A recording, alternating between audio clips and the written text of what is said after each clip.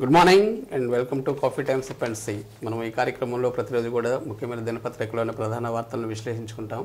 ఈరోజు మనతో ఉన్నారు విశ్లేషణ చేయడం కోసం పొన్నూరు వెంకట శ్రీనివాసులు గారు, సీనియర్ జర్నలిస్ట్. మరి వారిని అడిగి ముఖ్యమైన విశేషాలంటే చూద్దాం. నమస్కారం గారు. Good morning. Very good morning. ప్రధాన వార్తలు చూడండి. సో ముఖ్యంగా అన్ని దినపత్రికల్లో కూడా అయోధ్య బాలరాముడి గురించి ఒక్కరోజే ఉంది. సరే ఒకసారి చూద్దాము. సో ముందుగా సాక్షిలో చూస్తే అయోధ్య భక్తజన సంద్రం, బాలరాముడి ప్రాణ ప్రతిష్ఠ రేపే. ఇక ఆర్థిక చక్రానికి ఆసరా, చేయూత, ఆసరా, సున్నా వడ్డీ పథకాలతో అక్క చెల్లెముల ఆర్థిక స్వావలంబన. ఇక మసకబారిన చంద్రుడు, చంద్రబాబు నాయకత్వంపై పటిమపై టీడీపీ నాయకులు కేడర్లో తగ్గిన నమ్మకం. జనసేనతో పొత్తు ఫలించని వైనం, అభ్యర్థులు దొరక్క చంద్రబాబు మల్లగుల్లాలు. రామోజీ గొంతులో చేపముళ్ళు, పొరుగు రాష్ట్రాలకు ఆదర్శంగా షిప్ ఆంధ్ర అవుట్లెట్స్, అయినా రామోజీ కబోది రాతలు అని చెప్పేసి ప్రధానంగా వచ్చిన వార్తలు ఏపీ సాక్షిలో. ఆంధ్రజ్యోతిలో చూస్తే పెట్టుబడుల గుడ్డు పొదిగేది ఇప్పుడు, వెల్లువ కాదు సొల్లు, 14.19 లక్షల కోట్ల పెట్టుబడులు అంటూ గొప్పలు, ఇంతవరకు ఏమీ రాలేదంటూ ఒక వార్త వచ్చింది. జగన్కు కౌంట్ డౌన్, ఈ సీఎంకు మరో 81 రోజులే అధికారం. చంద్రబాబు నిన్న అరకులో కదిలి రా. ఇక అంతా రామమయం, ఇది మామూలే. ఇక వైఎస్ఆర్ ఆశయ సాధన కోసం కాంగ్రెస్లో రాష్ట్రంలో పార్టీకి పూర్వ వైభవం తీసుకొస్తాం. షర్మిల వైఎస్ఆర్ ఘాట్లో నివాళులర్పించిన షర్మిల కేవీపీ. ఓకే. సో కేవీపీ కూడా షర్మిల పట్టుకున్నాడు. కేవీపీ కాంగ్రెసేగా. నేనైతే జగన్ గారిని కలిసినట్టు కూడా వాళ్ళు వార్త వచ్చింది మొత్తానికి. ఏమో మరి దేని మీద అది. ఇక ఈనాడులో చూస్తే వారం వారం రుణ పురాణం, అప్పుల ఊబిలోకి మరింత కూరుకుపోతున్న రాష్ట్రం. వచ్చే మంగళవారం మరో 11,000 కోట్లు, ఏడాదికి 1,00,000 కోట్లు దాటనున్న చెల్లింపులు. అప్పుల గురించి అది. ఇక రాష్ట్రానికి జగన్ దెబ్బ, కృష్ణపట్నం పోర్టు నుంచి భారీగా తగ్గిన సరుకు రవాణా. ఇక వైకాపా మళ్లీ వస్తే మన్యంలో కొండలు మాయం, గంజాయిని ప్రోత్సహిస్తున్న జగన్ చంద్రబాబు. అంగన్వాడీలపై అరాచకం, ఆందోళన చేస్తున్న వారిని ఈడ్చిపడేసిన పోలీసులు. నిన్న నెల్లూరు ఉరవకొండలో 12 మందికి కూడా గాయాలయ్యాయంట. ఇక భారీగా మోహరించి బలవంతంగా తరలించి కోడికత్తి కేసులో నిందితుడు శ్రీను తల్లి దీక్ష భగ్నం, విజయవాడలో తీవ్ర ఉద్రిక్తత. ఇవి సార్ ప్రధాన వార్తలు స్టేట్లో వచ్చినాయి. ఇక మన ప్రకాశం జిల్లా వార్తలకు వస్తే రహదారి భద్రతపై అవగాహన కల్పించాలని చెప్పేసి ఒక వార్త వచ్చింది. రహదారి భద్రతా వారోత్సవాలు, మాసోత్సవాలు అని చెప్పి రెగ్యులర్గా నిర్వహిస్తుంటారు. దీంట్లో భాగంగా మాసోత్సవాలు నిర్వహించాలని, అంటే 4 రోజుల పాటు అన్ని ప్రాంతాల్లో జిల్లా వ్యాప్తంగా. ముఖ్యంగా ఏమిటంటే మన జిల్లా మీదుగా నేషనల్ హైవే వెళ్తుంటుంది. నేషనల్ హైవే వెళ్ళేటప్పుడు కొంత ప్రమాదాలు కూడా జరుగుతాయి. అప్పుడు ఎంపీ మాగుంట శ్రీనివాసరెడ్డి గారి చొరవతోటి మనకి ఒంగోలుతోటి భారీ వెహికల్స్ రాకుండా నేషనల్ హైవే అటు నుంచి తిప్పుకొని మనకి త్రోవగుంట దగ్గరికి మార్చారు. కొంతవరకు అది మేలు చేకూర్చినట్టుగా కూడా అయింది. దీంట్లో భాగంగా 20వ తేదీ నుంచి, అంటే నిన్నటి నుంచి ఫిబ్రవరి 19వ తేదీ వరకు కూడా ఈ మాసోత్సవాలు నిర్వహించాలని చెప్పి ఒక ప్రణాళికను సిద్ధం చేశారు. అంటే డిటిసి ఉన్నారు కదా, అంటే ఆర్టీఓ ఆఫీస్ నుంచి దీన్ని నిర్వహిస్తారు. దీనికి సంబంధించిన పోస్టర్స్ ఇవన్నీ కూడా జేసీ గారు ఆవిష్కరణ చేశారు. మొత్తం మీద ఏంటంటే బ్రోచర్స్, పోస్టర్స్, ఇవన్నీ కరపత్రాలు, అంటే ప్రజలకి ఎలా ఈ రహదారి భద్రతా వారోత్సవాల గురించి తెలియచెప్పాలి, అవగాహన కల్పించాలనే దాని మీద. ముఖ్యంగా ఏంటంటే నేషనల్ హైవే మీద కొన్ని యాక్సిడెంట్ స్పాట్స్ ఉంటాయి. అక్కడ ఏంటంటే బ్లాక్ బోర్డ్స్ ఇవన్నీ పెట్టడం కూడా గతంలో కూడా చేశారు. మొత్తం మీద ఎప్పటికప్పుడు దీన్ని సమీక్షిస్తుంటే కానీ తగ్గవు.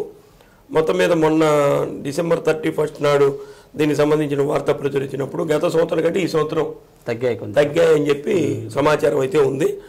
మళ్ళీ పెరగకుండా దాన్ని ఇంకా తగ్గించే స్థాయికి అధికారులు కూడా కృషి చేస్తే మంచిది.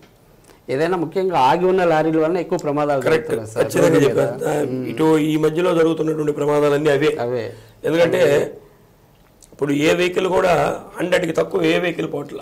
కార్ అంటే 120, 130 మీద పోతారు. అంటే ముందున్నటువంటి వెహికల్ ఆగుందా లేదా పోతుందా అనేది కూడా తెలియనటువంటి పరిస్థితి. అటువంటివి ఎక్కువగా ప్రమాదాలు జరుగుతున్నాయి. కాబట్టి రోడ్ల మీద ఎక్కడ కూడా ఈ భారీ వెహికల్స్ పార్కింగ్ చేయకుండా పెట్రోలింగ్ ఉంటుంది, నేషనల్ హైవే పెట్రోలింగ్ అని. వాళ్ళు నిరంతరంగా దాని మీద చర్యలు తీసుకుంటే కొన్ని యాక్సిడెంట్ నివారించవచ్చు. అవును. ఉమ్. ఇక మరో వార్త sir, shuttle badminton veteran championship పోటీలు ఇక్కడ ఈ వెటరన్ సంబంధించి ఈ రాష్ట్ర స్థాయి పోటీలు జరుగుతున్నాయి. అంటే రాజమహేంద్రవరంలో ఓకే. రాష్ట్ర స్థాయి పోటీలు జరుగుతున్నాయి. అయితే దీనికి ఒక రాష్ట్ర స్థాయి జట్టును ఏర్పాటు చేసేయడానికి మనకు ఒంగోలులో లార్డ్ కృష్ణ షటిల్ కోర్టు ఒకటి ఉంది. ఆశ్రమం దగ్గర. అది కొద్దిగా ఇంటర్నేషనల్ స్థాయిలోనే కట్టించారు. మన సిద్ధా సుధీర్ కుమార్ గారు టిటిడి బోర్డు మెంబర్, వారి ఆధ్వర్యంలో అది నడుస్తూ ఉంటుంది. దీనికి సంబంధించి రేపు 28వ తేదీ ఈ వెటర్నర్స్ ఎవరైతే ఉంటారో వాళ్ళకంటే 35 ఏళ్ళు పైబడినటువంటి వాళ్ళు వెటర్నర్స్ కిందకు వస్తారు. కాబట్టి వాళ్ళకి ఎంపిక కార్యక్రమం జరుగుతుంది. దాంట్లో ఎంపిక అయినటువంటి వాళ్ళని రాజమహేంద్రవరంలో త్వరలో జరగబోయేటటువంటి ఈ పోటీల్లో జట్టును ఎంపిక చేస్తారు. కాబట్టి ఎవరైనా సరే ఇంట్రెస్ట్ ఉన్నవాళ్ళు 35 ఏళ్ళు పైబడినటువంటి వాళ్ళు ఈ పోటీల్లో పాల్గొంటే రేపు ఆ సెలక్షన్స్లో ఎంపిక అయ్యేదానికి అవకాశం. ఓకే. ఇక్కడ దేవదేవం భజే, దేవదేవం భజే అంతా రామమయం అని చెప్పి ఇప్పుడే చదివారు. ప్రపంచవ్యాప్తంగా కూడా ఈరోజు రాముడి యొక్క నామ సంకీర్తనతో ప్రపంచం మొత్తం కూడా మారుమవుతుంది. ఎక్కడ చూసినా సరే హిందూ అనే కాదు, అందరూ కూడా రామ మందిరం, రామ రామ రామ అన్నటువంటి నామాన్ని ఉచ్చరిస్తూ ఉన్నారు. అయితే మన ప్రకాశం జిల్లాకి దక్కినటువంటి ఒక అరుదైనటువంటి గౌరవం కూడా ఉంది దీంట్లో. ఏమిటంటే మనం విగ్రహాన్ని ప్రతిష్ఠించేటప్పుడు కింద ఒక యంత్రాన్ని అమరుస్తారు. యంత్రాన్ని అమర్చడం, దాని మీద ఈ నవరత్నాలు అని చెప్పి ఇవన్నీ వేయటం, వేసిన తర్వాత దాని మీద రాముడి ఏ విగ్రహం అయితే ఉంటుందో ఆ విగ్రహాన్ని ప్రతిష్ఠ చేస్తారు.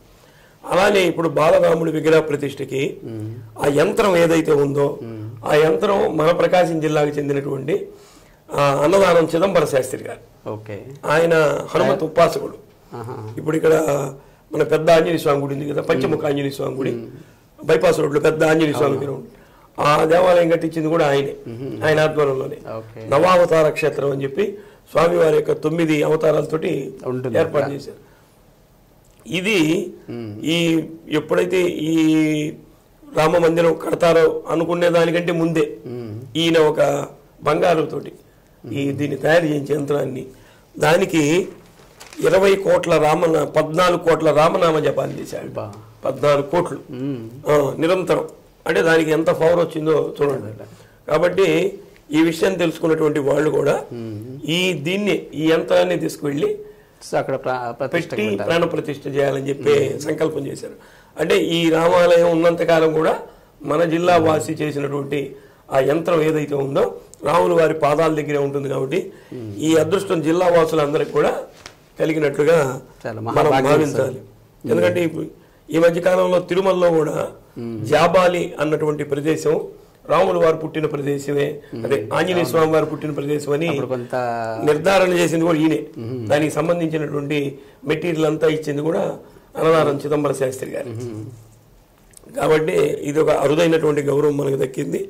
ప్లస్ ఇవాళ రేపు అనేక రకాలైనటువంటి కార్యక్రమాలు జరుగుతున్నాయి, జిల్లా వ్యాప్తంగా కూడా చేస్తున్నారు. ఈరోజు సంస్కార భారతి వాళ్ళ ఆధ్వర్యంలో ఏకేవికే కాలేజీలో చిన్నపిల్లలకి రాముడి విగ్రహాలతో బొమ్మలు వేసేది, రాముడి యొక్క అవతారాలతోటి ఫ్యాన్సీ డ్రెస్ కాంపిటీషన్ అంటారు కదా అలాంటిది, అలానే కవి సమ్మేళనాలు ఇవన్నీ కూడా ఏర్పాటు చేస్తున్నారు. అలానే రేపు ఈ గాంధీ రోడ్లో గడియారం వారి దగ్గర ఉన్నటువంటి అనంతరామ కోదండరామస్వామి దేవస్థానం నుంచి ఈ గీతా మందిరం వరకు కూడా 125 కలశాలతోటి ఊరేగింపు, అక్కడ కళ్యాణం, హనుమాన్ చాలీసా ఇవన్నీ కార్యక్రమాలు చేస్తున్నారు. అక్కడే కాదు చాలా ప్లేసుల్లో కూడా ఇవన్నీ కార్యక్రమాలు నిర్వహిస్తున్నారు. కాబట్టి రేపటి రోజు ప్రపంచవ్యాప్తంగా కూడా బాగా గుర్తుండిపోయేటటువంటి రోజు ఇది. రామ మందిర నిర్మాణం అనేది ఒక కళ, అది ఇప్పటికీ సాకారమైంది. అది ఇప్పుడు దాన్ని కట్టేటటువంటి ఈ మెటీరియల్ ఏదైతే ఉందో 1000 సంవత్సరాలు దానికి చెక్కు చెదరదంట. అటువంటి మెటీరియల్తో అంటే ఇనుము సిమెంట్ వాటర్ లేదట.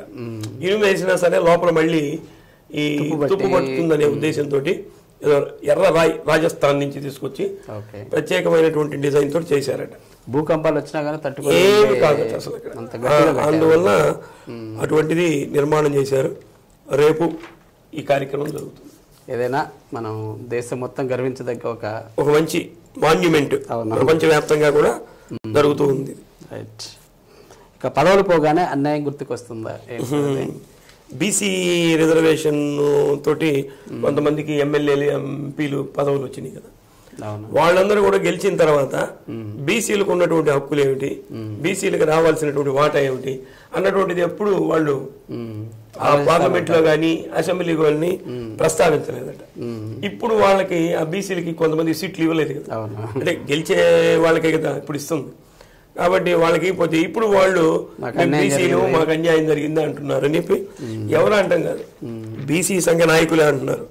ఈ బీసీ సంఘానికి బీసీ సంక్షేమ సంఘం అధ్యక్షుడు కేశవ శంకర్ ఆ రోజు బీసీ కార్డు పెట్టుకొని గెలిచి మనకు రావాల్సిన హక్కుల గురించి వేటి గురించి మీరు ప్రస్తావన చేయకుండా ఈ రోజు మళ్ళీ మీకు సీట్లు లేకపోయేసరికి మళ్ళీ బీసీ మంత్రాన్ని చెప్పిస్తున్నారు.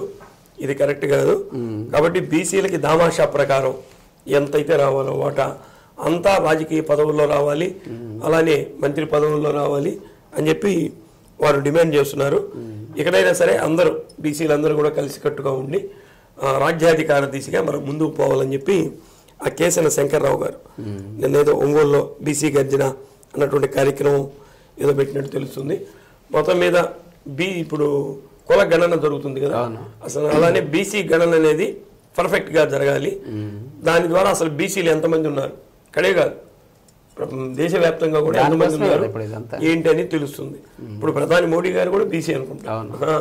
కాబట్టి ఇవన్నీ కూడా పర్ఫెక్ట్ గా చేయాలని చెప్పి వారు కోరుతున్నారు. సార్ మరో వార్త, విభిన్న ప్రతిభావంతులకు జాబ్ మేళా ఎక్కడ జరుగుతుంది? ఇది ఒంగోలులోనే. అయితే జిల్లా ఉపాధి కార్యాలయం, జిల్లా నైపుణ్యాల సంస్థ, youth for job foundation Tirupati వారి ఆధ్వర్యంలో ఒంగోలు నిర్వహిస్తున్నారు విభిన్న ప్రతిభావంతులకి. అది మంచి ఆఫరే చేశారు. ఈ నెల 23వ తేదీ జరుగుతుందండి. దీనికి 10th క్లాస్ ఆపై చదివినటువంటి వాళ్ళందరూ అర్హులే. 18 నుంచి 35 ఏళ్ళు ఉండాలని చెప్తున్నారు. అయితే దీంట్లో ఒక ప్యాకేజ్ ఇచ్చారు. ఇది సంవత్సరం ప్యాకేజా లేకపోతే ఇయర్లీ ప్యాకేజ్ అని అర్థం కాల, అంటే ఇక్కడ స్పష్టంగా లేదు. ఎంపిక అయినటువంటి అభ్యర్థులకి 1.2 లక్షల నుంచి 3.1 లక్షల వరకు వేతనం ఇస్తారని చెప్పారు. అది ఇయర్లీ ప్యాకేజా లేకపోతే నెల ప్యాకేజ్ అనేది అక్కడ స్పష్టంగా అయితే లేదు. అంటే ప్యాకేజ్ అన్నారు కాబట్టి సంవత్సరం ప్యాకేజే ఉంటుంది జనరల్ గా. అది సంవత్సరం 1.2 లక్షలు అంటే అది నెలకి కష్టమే కదా. అదే అలాంటిది ఏదో ఉంది. ఆ టాప్ కూడా 3.2 లక్షలు కూడా ఉంది కాబట్టి సంవత్సరం ప్యాకేజ్ అయి ఉంటుంది. ఏదైనా కానీ మొత్తం మంచి ఆఫరే. కాబట్టి దీనికి సంబంధించిన వాళ్ళు 23వ తేదీ మనకి జిల్లా ఎంప్లాయ్మెంట్ ఆఫీస్లో జరుగుతుంది. హాజరైతే ఆ ఉద్యోగాలు పొందేదానికి అవకాశం. Okay right. ఇక నిన్న జనార్దన్ పుట్టినరోజు వేడుకలు ఎలా జరిగాయి? జనార్దన్ గారు మాజీ ఎమ్మెల్యే జనార్దన్ గారి పుట్టినరోజు. రాజకీయాలు వచ్చేస్తున్నాయి, ఎలక్షన్ జరగబోతుంది కాబట్టి ఎప్పుడు నేను అంతగా జరిగింది బాగా ఉత్సాహంగానే మనకి ఒంగోలులో ఫ్లెక్సీలు అన్ని కూడా వేశారు. క్యాడర్ కూడా ఉత్సాహంగా నిన్న ఆయన పుట్టినరోజు వేడుకలు కూడా జరుపుకున్నారు. పలు చోట్ల ఈ రక్తదాన శిబిరాలు, అన్నదాన కార్యక్రమాలు, సేవా కార్యక్రమాలు ఇవన్నీ కూడా నిర్వహించారు. మొత్తం మీద టీడీపీ శ్రేణులు హ్యాపీగా జరుపుకున్నారు. ఓకే. ఇక హామీలు అడిగితే ఈట్ చేస్తారా? అదే అంగన్వాడీలు సంబంధించి ఇస్తున్నట్లు వింటున్నాము. కొత్త అంటే వీళ్ళకి సంబంధించి కాదు, అంటే కొన్ని ఖాళీలు ఉన్నాయి. ఆ ఖాళీలకి చేస్తున్నారు. అంటే ఇంతమంది మీద కొత్త నోటిఫికేషన్ కాదు. అంటే కాకపోతే దానికి కూడా వెళ్ళడానికి అన్నట్లు సంకేతాలు వస్తాయి. అది దానికి మీద ఏర్పాటు చేస్తున్నారు. అయితే దీనికి ఐకాసా వాళ్ళు నిన్న మద్దతు తెలిపారు. ఐకాసా అంటే యూటీ వీళ్ళకి ఏఐటియుసి, సిఐటియు, అలా వామపక్ష నాయకులు వీళ్ళందరూ కూడా నిన్న దీంట్లో భాగంగా మన ఆర్టీసీ బస్ స్టాండ్ దగ్గర రాస్తారోకో నిర్వహించారు. అయితే దీనికి పోలీసులకి సమాచారం లేదనే ఉద్దేశంతో, అంటే ఆర్టీసీ బస్ స్టాండ్ దగ్గర అంటే ఎప్పుడు నిరంతరం రద్దీ ఉండే సెంటర్ కదా, ఆర్టీసీ బస్సులన్నీ బయటికి పోవాలా, అంత ట్రాఫిక్కి అంతరాయం కలగడంతో పోలీసులు రంగప్రవేశం చేయటం, అక్కడ ఉన్నటువంటి నాయకులందరినీ కూడా అరెస్ట్ చేశారు. కొంతమంది నాయకుల్ని 7-8 మంది దాకా అరెస్ట్ చేశారట. వీళ్ళని అరెస్ట్ చేసి మళ్ళీ పూచీకత్తు మీద వదిలిపెట్టినట్టుగా కూడా తెలుస్తుంది. మొత్తం మీద ఏంటంటే ఇది తీవ్రతరం అవుతుంది. ఇది ఎప్పటికీ అర్థం కానటువంటి పరిస్థితి. వాళ్ళు తగ్గట్లేదు, ప్రభుత్వం తగ్గట్లేదు. ఇప్పుడు నెల దాటింది. మరి వీళ్ళు నెల రోజులు సమ్మెలో ఉన్నారు కాబట్టి వీళ్ళకి జీతాలు వచ్చేటటువంటి అవకాశం లేదు. మరి వీళ్ళు నెల రోజులు గడవాలిగా, మరి ఏం చేస్తారో చూడాలి. అంటే ఒకవేళ సమ్మె అయిపోయింది అనుకోండి, సమ్మె కాలానికి కూడా జీతం ఇస్తామని చెప్పి ప్రభుత్వం ప్రకటిస్తుంది. అంటే అది కూడా ఉంటుంది దాంట్లో ఆ కండిషన్. కాబట్టి ఇది ఇంకా పరిష్కారం కాలేదు కాబట్టి వీళ్ళకి జీతాలు కూడా వచ్చి ఉండవు బహుశా, రావు ఐడియా. ఇక చివరిగా సార్, ఎన్నికల వేళ రైళ్లపై నిఘా దేనికోసం సార్? జనరల్గా ఏంటంటే చెక్ పోస్టులు వెహికల్స్కి పెడుతుంటారు. వెహికల్స్ చెక్ పోస్ట్ పెట్టేదను ఈ మద్యం తరలిస్తున్నారా, డబ్బు తరలిస్తున్నారని చూస్తారు. నిన్న మార్టూరు దగ్గర 2 కోట్ల చిల్లర పట్టుకున్నారు. అంటే వాళ్ళు చెప్పినటువంటి విషయం ఏంటంటే, మేము సీడ్స్ కొనుగోలు చేసి వస్తుంటాము రైతుల దగ్గర, దానికి సంబంధించినటువంటి నగదు ఇదని వాళ్ళు చెప్పారు.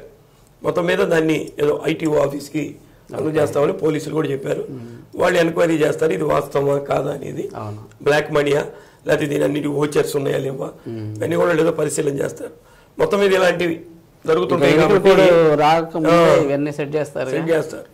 కాబట్టి రైళ్లలో కూడా జరిగేదానికి అవకాశం ఉంటుంది. కాబట్టి ఈ రైళ్లలో కూడా పకడ్బందీగా చర్యలు తీసుకోవాలని చెప్పి బ్యాగులు చెక్ చేయటం ఇవన్నీ కూడా చేయాలని చెప్పే ఉద్దేశంతో మన ఒంగోలు రైల్వే స్టేషన్లో ఈ జిఆర్పి సిఐ శ్రీకాంత్ బాబు గారు, అలానే ఆర్పిఎఫ్ ఇన్స్పెక్టర్ హీరాజ్ సింగ్ గారు కూడా ఒక ప్రత్యేకమైనటువంటి చర్యలు ఒంగోలు పోలీస్ స్టేషన్లో చేపట్టారు. కాబట్టి మనం కూడా అంటే ఇంత అమౌంటే ఏదో ఉండాలని ఉంటుంది, 50,000 ఉండకూడదని రూల్ ఉంటుంది. అదేనా తీసుకొని వెళ్లే పని అయితే దానికి మనం ఎక్స్ప్లెనేషన్ ఇవ్వాలి. ఇంత క్యాష్ ఎందుకు తీసుకెళ్తున్నావు ఏంటి, ఇది ఆధారాలు చూపిస్తే ఇబ్బంది ఏమి ఉండదు. కానీ ఏదైనా సరే అంత డబ్బు క్యారీ చేయటం అనేది ఎలక్షన్ టైంలో కొంత ఇబ్బంది. మళ్ళీ ఎక్స్ప్లెయిన్ ఇచ్చుకోవటం, మళ్ళీ వాళ్ళు తీసుకెళ్ళి దాన్ని సీజ్ చేస్తామని అనుకుంటే మరి నిజంగా అవసరం అయితే ఇబ్బంది ఉంటాయి కదా. సో ఏదైనా ఎలక్షన్ కోడ్ రాకముందే తరలించేస్తారు. కష్టం అవుతుంది కాబట్టి ఇవన్నీ మనం చెప్పలేదు సార్, అవన్నీ వాళ్ళందరికీ తెలిసినవి. అవును. Okay sir, thank you very much sir. ఈరోజు కొన్ని ముఖ్యమైన అంశాల గురించి అక్కడ విశ్లేషణ అందించారు. Thank you. మరి ఈనాటి కాఫీ టైమ్ సిపిఎల్సీ కార్యక్రమం చూశారు కదండి. రేపటి కార్యక్రమంలో మళ్ళీ మరిన్ని తాజా వార్తలతోటి ఇదే కార్యక్రమంలో కలుద్దాం. అంతవరకు చూస్తూ ఉండండి శ్రీ సత్య నెట్వర్క్. నమస్కారం.